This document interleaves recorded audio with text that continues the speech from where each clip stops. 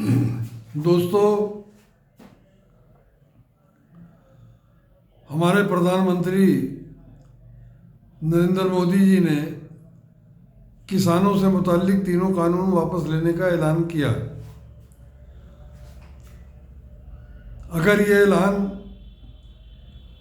सिर्फ चुनाव के पेश नज़र किया गया है तो उसके कोई दूररस नतीजे नहीं निकलेंगे।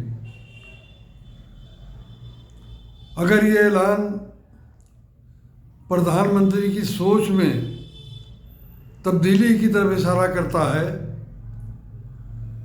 तो मैं इसका बहुत तहे दिल से खैर मकदम करता हूँ। किसान मूवमेंट बहुत दिन पहले जब मुलायम सिंह यादव की सरकार थी उत्तर प्रदेश में, तो मुलायम सिंह यादव ने ग्रेटर नोएडा के किसानों की 2500 एकड़ ज़मीन किसानों से छीन के बहुत सस्ते दामों पर अंबानी को दे दी थी। उसके खिलाफ पहला ज़मीन पर उतरने वाला बड़ा किसान आंदोलन वीपी सिंह के नेतृत्व में हुआ था। उसमें मैंने भी भाग लिया था और वो किसान मूवमेंट भी कामयाब हुआ था और सुप्रीम कोर्ट ने मुलायम सिंह यादव की वो कोशिश, जिसमें अंबानी को आज जितना बड़ा है उतना बड़ा उसी वक्त बनाने की कोशिश की थी। तो अगर चुनाव जीतने के लिए या चुनाव के पेश नज़र मोदी जी ने ये काम किया है तो मैं तहे दिल से उसका खैर मकदम नहीं करूँगा। हाँ, अगर उनकी सोच में तब्दीली हुई है तो उनको साबित करना पड़ेगा कि उनकी सोच में तब्दीली हुई है। अगर सोच में तब्दीली हुई है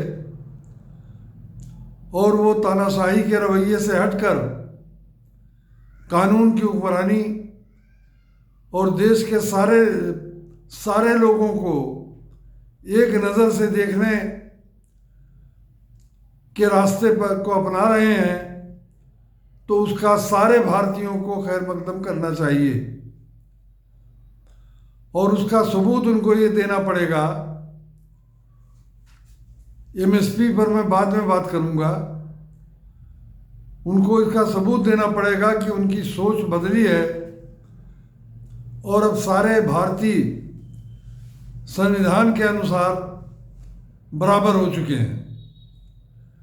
मिसाल के तौर पर उन्हें सीए का जो कानून बनाया था, जिस पर आज तक अमल दरामद नहीं हो सका, उस कानून पर को भी वापस लेना चाहिए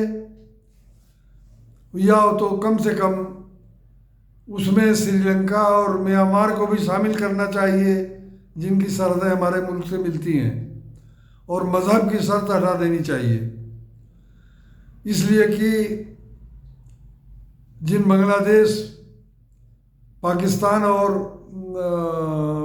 अफ़गानिस्तान का उन्होंने जिक्र किया है, उसमें बहुत दिनों के बाद बांग्लादेश में अक़लियतों पर जुल्म की बातें सामने आई हैं।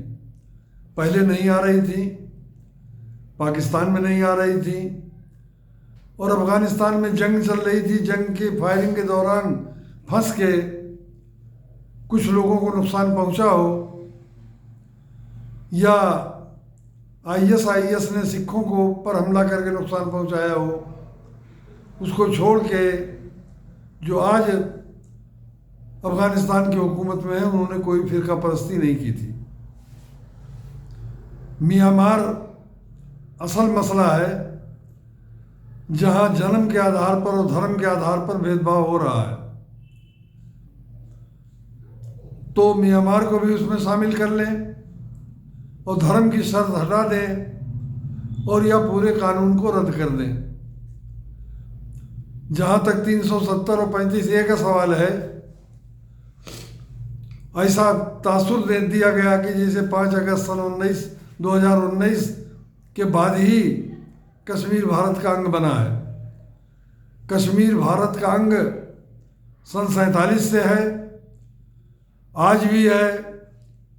5 अगस्त सन 1949 के सन 2019 से पहले भी था, आज भी है और आइंदा भी रहेगा। मैं मुसलमान होने के नाते वजाहत कर दूं कि भारतीय मुसलमान कभी नहीं चाहेगा कि कश्मीर भारत से अलग हो जाए। वैसे भी अगर कोई चाहे भी बेवकूफ़ तो उसको बेवकूफ़ कहा जाएगा, इसलिए कि अक़लियत दुनिया में जहाँ भी है उसके कुछ प्रॉब्लम हैं, कहीं बहुत ज़्यादा है, कहीं बहुत कम है, लेकिन कुछ हैं। और अक़लियत की पहली कोशिश होनी चाहिए कि अक़लियत की संख्या कम ना हो, कम ना होने पाए। अगर कश्मीर भारत से अलग हो गया तो भारत में कम से कम 4 लोकसभा के बराबर मुसलमानों की संख्या कम हो जाएगी, जो भारतीय मुसलमानों के हित में नहीं है। तो मैं मोदी जी से कहूँगा कि आप अपने बिल्कुल यू टर्न लीजिए। अल्लाह देश का भी भला करेगा, समाज का भी भला करेगा और साथ में आपका भी भला करेगा। यू टर्न लेने का सबूत आपको ये देना पड़ेगा कि आप सीए को ख़त्म करें या जैसा मैंने पहले बताया वैसी तब्दीली करें, और 370 और 35A जो आपने संविधान संशोधन किया है उसको भी ख़त्म करके करें।